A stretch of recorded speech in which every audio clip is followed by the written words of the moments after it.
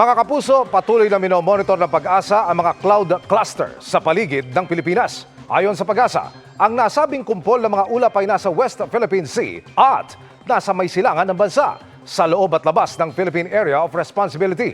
Pwede raw kasing may mabuong bagong sama ng panahon mula sa mga yan sa mga susunod na araw. Sa ngayon, habagat pa rin ang makakaapekto at magpapaulan sa ilang bahagi ng bansa. Base sa datos ng Metro Weather, umaga pa lamang bukas, mataas na ang tsansa ng ulan sa malaking bahagi ng Luzon, lalo na sa Ilocos Region. Ilang lugar sa Central Luzon, gaya ng Zambales at Bataan, Bicol Region, Mimaropa at Calabarzon. Magtutuloy-tuloy ang posibilidad ng ulan sa hapon at halos buong bansa na ang maapektuhan. May matitinding ulan pa rin kaya maging alerto sa banta ng baha o landslide, lalo na sa western portions ng Luzon at Visayas. Sa Metro Manila naman, nananatili ang tsansa ng ulan bukas kaya mag-monitor ng advisories ng Pag-asa. Posible ang malalakas na ulan kapag may thunderstorms.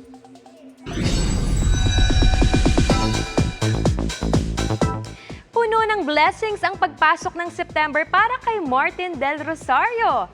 Mabigat man ang mga eksena sa pagbibidahan niyang episode sa Magpakailanman ngayong Sabado, happy siyang mapapanood na rin soon sa streaming platform na Netflix ang Voltes 5 Legacy. Makichika kay Aubrey Carampel. Para buhayin ang kanyang anak. Unti na lang mawawalan ka na ng Challenging and daring ang panibagong role na pagbibidahan ni Martin Del Rosario para sa Magpakailanman episode this Saturday na Macho Papa Dancer. Para mas convincing ang pagganap, nagpaturo pa raw si Martin ng macho dancing moves. Sa bar kasi yung location namin, mga dancers talaga. So, tinuruan nila ako yung basic. Pero mas malaking hamon daw kay Martin ang bigat ng role at dramatic scenes.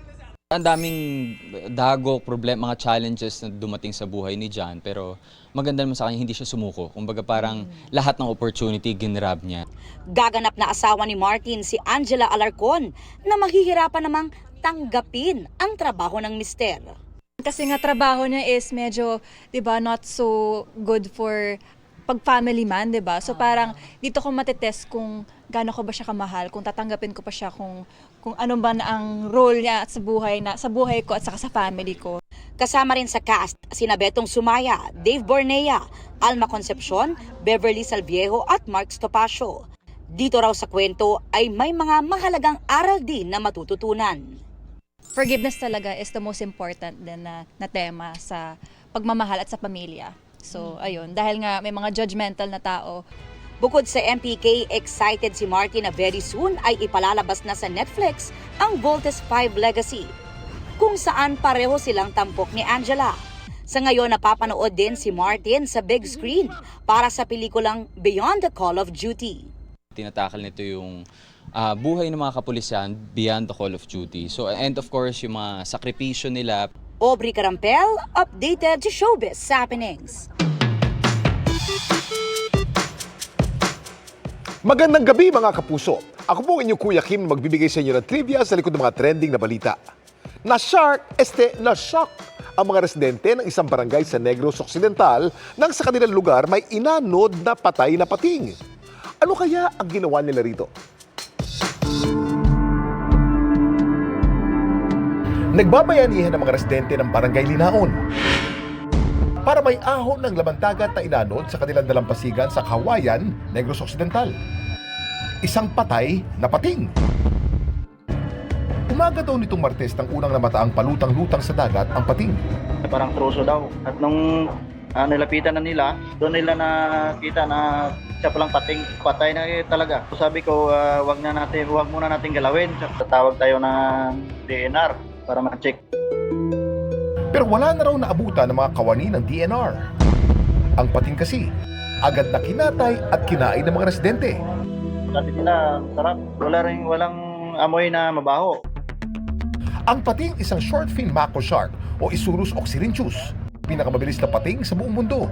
Kaya nila lumangoy ng hanggang 60 km per hour. Dahil sa taglay nilang lakas at matutulis nilang hipin, kinakatakutan sila ng marami. Gayunman, bihira daw silang umatake ng tao.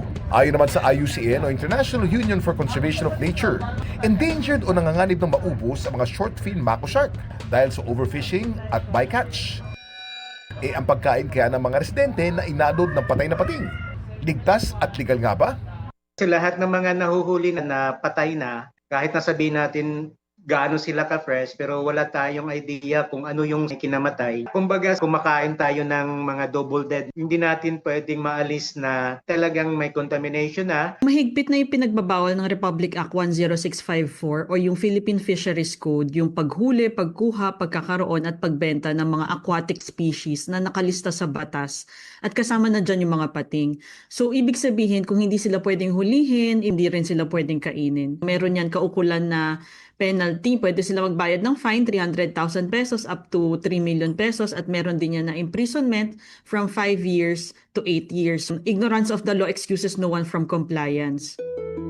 Ang pating na inanod sa barangay Linaon, nasa 200 kilos lang ang bigat. May ideya ba kayo kung gaano naman kalaki ang pinakamalaking pating sa buong mundo?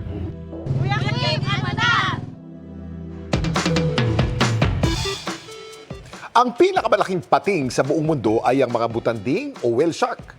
Sila din ang tinuturing na pinakamalaking isda. Ang pinakamalaking documented specimen ng whale shark na nahuli sa India noong May 2001, 18.8 meters o halos 62 feet ang haba. Samantala, para malaman ng trivia sa likod ng viral na balita, i-post o i-comment lang, #Kuya Kim. Ano na? Laging tandaan, kimportante ang may alam. Ako po si Kuya Kim at sagot ko kayo, 24 oras.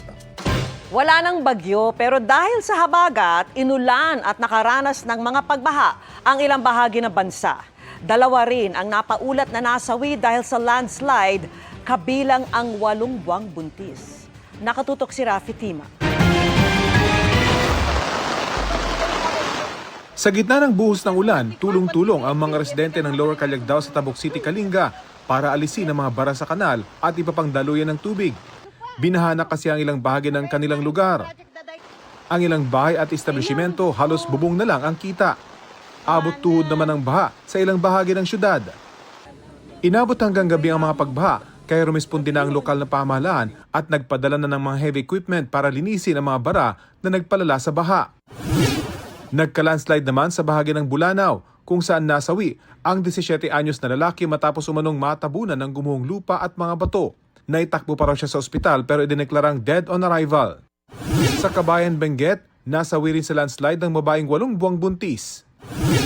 Pansamantala namang hindi nadaanan ang Nara Bridge sa Itiagi, Isabela matapos matabunan ng putik at mga debris kasunod ng pag-apaw ng tubig. Sa Batac, Ilocos Norte, binaha ang ilang kalsada matapos umapaw ang sapa. Paghupa ng baha, nabalot ng putik ang mga kalsada na pinagtulungan namang linisin ng mga residente at tauhan ng Bureau of Fire Protection.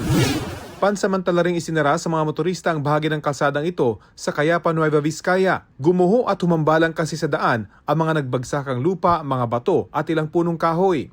Ayon sa Pag-asa, habagat ang dahilan ng maulang panahon sa ilang bahagi ng bansa, kabilang ang Northern at Central Luzon. Para sa GMA Integrated News, Rafi Tima, nakatutok, 24 oras. Nahaharap sa panibagong mga reklamo si Alice Guo, kasunod ng isinampa ng NBI sa Ombudsman dahil sa hindi umano niya pagbabayad ng tamang buwis at hindi pagsunod sa tamang proseso ng land conversion. Dawit dyan ang ilang dati at kasalukuyang opisyal ng lokal na pamahalaan ng Bamban Tarlac. Nakatutok si John Consulta. Isang taon mula nang maaresto sa Indonesia si dating Bamban Mayor Alice Guo, muling sinampahan ng NBI ng patong-patong na reklamo ang dating alkalde at 35 iba pa sa tanggapan ng Ombudsman. Reklamong paglabag sa Anti-Graft and Corrupt Practices Act, possession of prohibited interest by a public official ng Revised Penal Code, gross misconduct, serious dishonesty at iba pa ang nirekomenda ng Task Force Guo ng NBI. Alice Guo and her councilor, vice mayor during her time. Also, against the former mayor prior to Alice Guo, including the vice mayor, councilors down. Ayon sa NBI, hindi kasi binayaran ng tama ang buwis para sa halos 8 ektaryang lupang kinatatayuan ng Pogo Hub sa Bamban, Tarlac. Nakita na mayroong isang property doon, ang appraised value is 3.9 billion. But they only paid real property tax amounting to 10,000. Sa lupa, sa land yun ha, sa lupa. Sa building, 0. Hindi nagbayad. Di rin aniya sinunod ang tamang proseso ng land conversion mula agriculture papuntang commercial use ng lupang tinayuan ng naturang Pogo Hub. Ayon pa kay Santiago, dawit din ang ilang sibilyan, karamihan, mga incorporators ng mga kumpanyang Baofu, Hongsheng at Zunyuan. Kanina, dinala na ng NBI sa Ombudsman ang mga kahon na naglalaman ng mahigit 1,000 pahina kada kopya na reklamo laban kina Alice Guo. Sinusubukan pa namin makuha ang panig ni Guo na nakatitini sa Pasig City Jail Female Dormitory. Para sa GMA Integrated News, John Consulta, nakatutok 24 oras.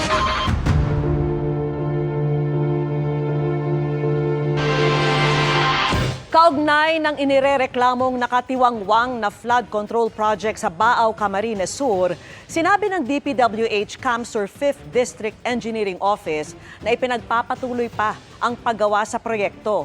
Ayon sa kanilang Public Information Office, ongoing ang pagsasaayos ng embankment sa Barangay San Francisco na napinsala umano ng masamang panahon.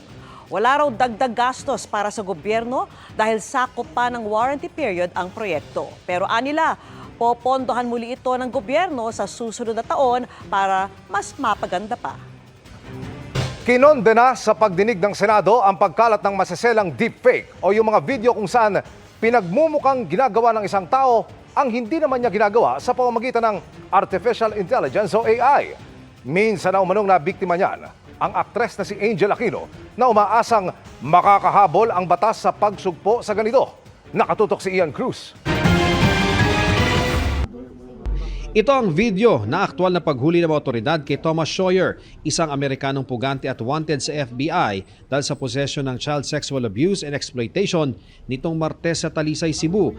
Ayon kay Senadora Risa Ontiveros, isang concerned citizen ang nagbigay ng tips sa kanila ukol sa illegal na aktibidad at kinaroroonan ng pugante.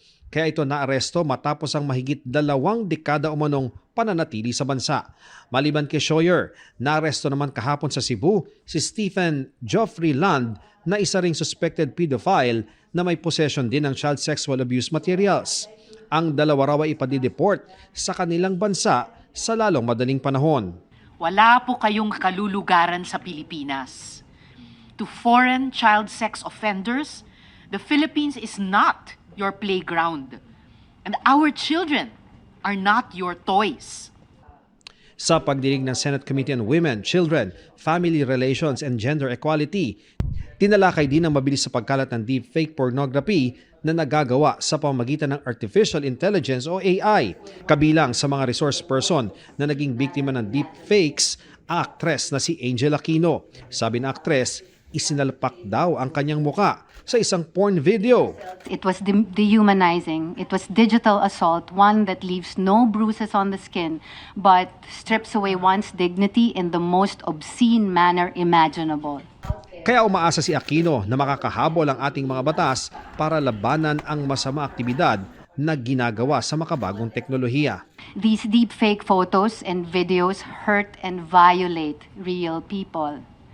I urge you all to take action, punish the perpetrators, those who share and repost, the websites that host it, the platforms that turn a blind eye while it spreads.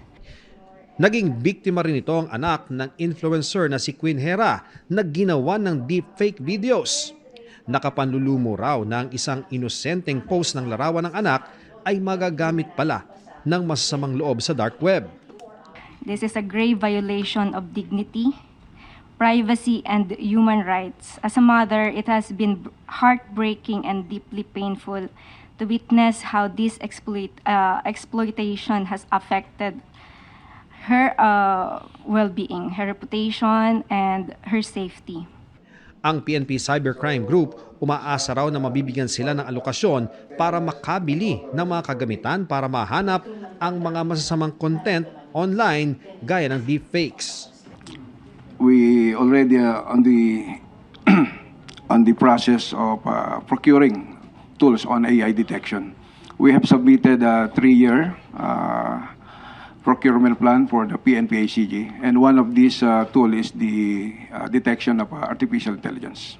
Very timely po yun kasi simula lang namin ang budget process dito sa Senado. Si Senador Sherwin Gatchalian, inalerto naman ang mga law enforcement agencies na siyasatin ang sumisibol na modus kung saan ang mga tahanan o unit ay may mga nakatagong kamera para videohan ang mga taong nagre-renta na kalaunan ginagamit sa pambablackmail. Maliliit na hidden cameras all over the place, all over the rented apartment. And ang modus nila, obviously, re-record nila yung video, tapos magba-blackmail. No? Iba-blackmail nila. Kung hindi ka magbabayad, i-upload. Kung magbabayad ka, hihingang ka pa ng marami. Parang hindi matatapos yung hingi ng hingi. We've heard chatter. Unfortunately, we cannot investigate because no one has come forward with actual cases of them being victimized. Tututukan daw ang modus na ito ng mga otoridad. Para sa GMA Integrated News, Ian Cruz nakatutok, 24 oras. Sumiklab ang habulan, agawan ng mga gamit at sagutan sa pagitan ng MMDA at mga sinita nilang vendor o iligal na nakaparada sa Parañaque at Pasay City. Nakatutok si Mariz Umali. Hindi lang pinagsisita ng MMDA Special Operations Group Task Force for Road Clearing ang mga vendor sa Rojas Boulevard malapit sa Baclaran Church na lagpas sa itinakdang guhit.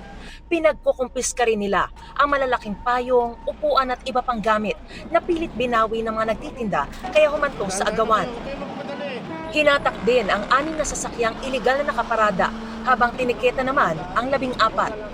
Ang may-ari ng ibang sasakyan, inabutan ng paghatak at nakipagsagutan sa MMDA. Lalaki po! May nakalagay po sa kanya parking! Tapos tawag po ng tawag sa amin. Unang-una, ang mga pay parking po natin, dapat merong resibo po yan. Ang mga parking attendant, dapat naka-authorized uniform po mga yan. Sa huli, hindi rin pinagbigyan ng pamilyang galing pa sa malayong lugar. Pinayagan silang sumakay at sumama sa Marikina para tubusin ang tinong nilang sasakyan.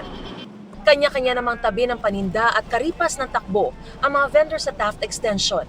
Ang iba ginising pa sa mahimbing na tulog sa gitna ng kalye. Nagkandara pa rin ang mga vendor sa ilalim ng MRT na maitulak ang mga karito ng paninda sa isang kalye para makaiwas sa huli. Natiketan din ang driver ng 6 na van na di maayos ang pagkakaparada sa kanto ng Taft at EDSA papuntang Maynila. Ang ilan sa kanila kinatok pa dahil di magising sa pagkakatulog. May 2 jeepney ring hinatak habang tiniketa ng driver ng isang kotse at tricycle. Hinatak din ang ambulansyang ito na iligal na nakaparada sa bangketa. Binigyan naman ng helmet ang isang rider matapos sitahin dahil wala nito. Maging dito sa Chino Roses Avenue ay marami kaming inabutang sagabal, gaya ng hilera ng mga sasakyang ginawang paradahan ang isang lane ng kalsada habang naghihintay makapasok para magsundo ng mga estudyante. Ang problema, magkabilang lane pinaradahan pa. Ang mga no parking tow away zone sign, siya pa mismong pinaparadahan, tulad ng jeepney ito na doon pa talaga nag-abang ng pasahero. Dahil wala naman sariling paradahan, sa kalsada na lang din pumaparada ang mga may pinagagawa sa vulcanizing shop, car wash at paggawa ng aircon na ito. Ang iba hindi lang sagabal sa mga motorista kundi pati sa mga bangketa dahil tignan nyo naman. Sa mga bangketa, nakabalandra ang mga sasakyan at yung iba pati kanilang mga tindahan pa. Na ang inabala naman ay yung mga pedestrian. Kaya ang resulta, sila ngayon na mapipilitang maglakad kahit delikado sa kalsada. Sinubukan naming hinga ng pahayag ang mga lokal na pamahalaan ng Makati at Taguig na may sakop sa kalsada pero wala pa silang tugon sa ngayon. Hindi na po bago ang mga pag-ooperate natin sa kahabaan, specifically dito sa Rojas Boulevard Service Road or sa mga ibang mga lugar dito sa Calacang, Metro Manila. So yung mga nakahambalang na mga obstruction sa sidewalk, definitely kinukumpiska po natin ito. Then yung mga sasakyan naman po na makikita natin naka-illegal parking, kung meron pong driver, sila po ay matitikitan ng illegal parking attendant. Para sa GMA Integrated News, Mariz Umali nakatutok, 24 oras. Pwede nang iplano ang lakad sa susunod na taon dahil inilabas na ng palasyo ang listahan ng holidays para sa 2026. 10 regular holiday ang nakakalendaryo na sa susunod na taon.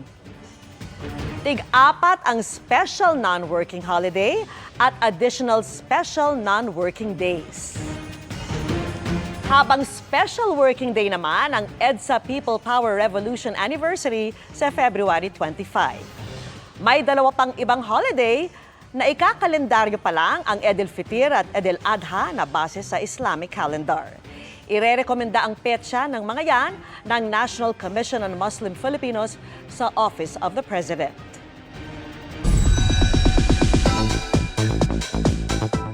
Double the fun and excitement ang hatid ng first ever coach duo ng The Voice Kids na sina Paulo and Miguel ng bandang Ben and Ben. Masayang isinare ng dalawa sa GMA Integrated News Interviews ang kanilang special bond as twins. Pero ngayong iisa lang ang button para sa chair turn, paano kaya sila magko-come up ng final decision? Makichika kay Nelson Canlas. May phenomenon na ang bawat kambal daw ay nakaka-develop ng isang language na sila lang ng kakambal niya ang nakakaintindi. Very true. Ayon sa leads ng indie pop collective band na Ben and Ben na sila Paulo at Miguel Guico sa kanilang pagsalang sa GMA Integrated News Interviews. Dagdag pa dyan na kadalasan, they both think alike. Apo. Si B1 po talaga saka si B2. Ganyan po si B1 saka B2. Mahirap siya para sa mga kaibigan namin. Minsan kunyari, nagkakwentuhan, ganyan. Tapos, papasok siya. Tapos, may reaction siya dun sa kwento nila. Tapos, parang dahil dun sa reaction, kailangan nila mag-respond a certain way. Tapos, lalabas siya. Tapos, ganun, pagpasok ko ulit, tatanungin ko yung exact same thing. So, uulitin nila. So, parang... So, nakakapagod sila. Having twin is a very special kind of bond. Yung not so good ways is, obviously, dahil magkamukha kayo. Pagka... I mean, like, dahil magkamukha kayo, parang growing up, it's very intuitive for people to compare. Did it affect you in any way when you were growing up? Yes, actually. It really did. Parang, and we're really open about it with each other, na parang, si Migs kasi yung mas favorite na maraming mga tito tsaka tita nung growing up eh. Although our parents tried to protect us from it, pero wala, ganun talaga eh. So parang, you grow up with like feeling na hindi ka enough, ganyan. But eventually, you find your way. But not all is sweet symphony para sa Ben and Ben leads. Tulad nating lahat, may away din daw silang magkapatid while growing up. And just like what the saying goes, what doesn't kill you makes you stronger. Thankful na din ako na lahat ng mga pag-aaway namin, na-experience na namin growing up. Like grade school, high school, college. Nag-aaway pala kayo? Oh, grabe no. Sabay pa sila. Ano normally pinag-aawayan nyo? Sobrang babaw lang po. As in, kung sino yung maunang... kung sino yung mahuhuling maligo. Usually kapag nagpa-prank. And now, another crossroad dahil iisa lang ang red chair na uupuan ng kambal sa pagiging coach nila sa The Voice Kids. Bibigyan ko kayo ng bagong pag-aawayan ha. Isa lang ang button. Ideally, kung isa lang yung button, dapat nag-uusap kami. Pero hindi ba pag auditions, malakas yung sound. So paano tayo mag-uusap? Ganun nga talaga. Pero hindi nga. I mean, I think that's a very interesting dynamic. Kasi, of course, hindi kami laging 100% aligned. Like, kunyari, paano kung... Na-imagine ko na yung mga situation eh. Like, paano kung sobrang gusto ko yung kid, tapos siya may reservations siya, tapos naubusan ng time. Kasi di ba pag naubusan ng time, wala ka na magagawa. Yeah, mga ganun. Sana hindi kami mag-away ulit. Sana. Pero ang sure para sa kambal, hindi lang sila ang magbabahagi ng kaalaman sa mga bata dahil pati sila natututo. Honestly po, though kinakabahan kami kasi first time namin to do all of this. Like we've never had any experience like this before. Kahit judging, gano'n? Yes. It's our first time. We're learning a lot then ano nga po siya eh, we're trying to impart a lot of things, but also we're learning at the same time. Nelson Canlas, updated sa Showbiz Happenings. Bukod sa anomalya sa flood control project sa Bulacan, may kalsada rin doong inirereklamo dahil sa lubak, partikular sa bayan ng San Miguel. Abala na nga, takaw, aksidente pa, kaya idinulog sa inyong Kapuso Action Man. Ang pang-araw-araw na kalbaryo ng mga taga-barangay sa Lakot sa San Miguel, Bulacan. Sobrang lubak. Matagal na pong reklamo din po sa medyo maradong. Sobrang pahirap na po saan. pwedeng iwasan. Pero hindi na raw kayang indahin ng mga dumaraang motorista. Lahat ng mga dumadaan dito, mga nakasingil, nalulubak niya na ano talaga. Masakit din sa katawan eh. Sa sobrang lalaki, mo, araw-araw na lang po, traffic. Ang malubak at butas-butas na daan, makailang ulit na raw naging mitya ng aksidente sa lugar. Isa ang kaibigan ni Michael sa sumemplang at nasawi dahil sa potholes noong nakaraang taon. Naipit po siya sa truck. Pag-semplang na lang po gano'n. Delikado. Dumulog ang inyong kapuso action man sa DPWH, Bulacan 3rd District Engineering Office. Yun, ang ating asfalto kasi mahina ito sa tubig. Kaya pagka nababad sa tubig at napagdadaanan ng mga mabibigat na sasakyan, mga overloaded na sasakyan, ay lalong tumitindi ang pagkasira ng kalsada natin. Pero ang ating naman departamento ay may mga routinary activities na ginagawa para i-maintain yung ating mga kakalsadahan. Yung ating design naman ng kalsada ay nakadesign yan para i-accommodate yung mga mabibigat na naaayon sa tamang timbang nito. Kapag sir naman kasi umulan, masisira rin po ito, di ba? Yes. So, hindi po ba siya parang band-aid solution lang na paulit-ulit na mangyayari? Talagang, yun nga, humihingi po kami ng pangunawa at paumanhin. Ito para lang maiwasan yung inconvenience na naranasan ng mga motorista. Pansamantala namin nile-level yan using appropriate materials na kung ano ang pwede naming gamitin. Hindi man kasama ang kalsada ng barangay Salakot sa itinakdang 22 preventive maintenance project ng ahensya sa San Miguel, Bulacan ngayong taon. Isa naman ito sa mga lugar na sasailalim sa pagkukumpuni. Nabigyan ng 20 million pesos na pondo para sa 2025 routinary activities ang opisina. Sa ngayon ay natapos na ang isinasagawang temporary patching sa lugar. Mission accomplished tayo mga kapuso. Para sa inyong mga sumbong, pwedeng mag-message sa Kapuso Action Man Facebook page o magtungo sa GMA Action Center sa GMA Network Drive, Corner Samar Avenue, Diliman, Quezon City. Dahil sa namang reklamo, pang-abuso o katiwalian, tiyak, may katapat na aksyon sa inyong Kapuso Action Man. Pahabol na tsikahan tayo para updated sa showbiz happenings. A celebration of independence ang turing ni Sparkle star Kylene Alcantara as she celebrates her 23rd birthday. Grateful si Kylene sa mga pinagdaan ng struggles na naging lesson sa kanyang buhay. At nagpasalamat din siya sa love ng family, friends at mga sumusuporta sa kanya. Happy birthday, Kylene! May milestone rin sa buhay ang Sparkle host na si Tim Yap. Tinone down muna ni Tim ang kanyang flashiness sa pag-apak sa teatro. Hindi raw biro para kay Tim na mahanay sa world-class artists na kasama niya sa The Bodyguard the Musical. Sa kanyang MediaCon, double duty pa si Tim na nagsilbing host ng event. Work-life balance ang atake ni Ashti Pirena. Biro ni Glyza De Castro sa kanyang IG post, magre-relax daw muna si Pirena sa tagal ng kanyang hadiyang si Tera na sumama sa kanya pa Encantadia. Balance lang daw dahil marami pa silang haharaping mga warka. And that's my chika this Thursday night. Sa ngalan ni Iya Arellano, ako po si Ara San Agustin. Miss Mel, Miss Vicky, Sir Emil.